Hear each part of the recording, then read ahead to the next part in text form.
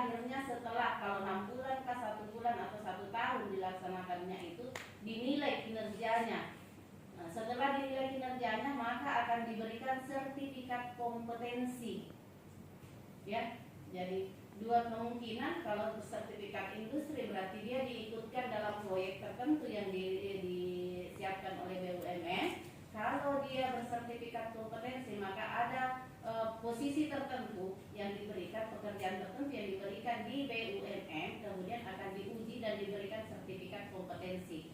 Dan satu hal yang jelas adalah dari pemerintah dinyatakan bahwa PMMB ini tidak dipungut biaya dari mahasiswa, tetapi mahasiswa itu akan diberikan biaya akomodasi ya selama pelaksanaan magang ini.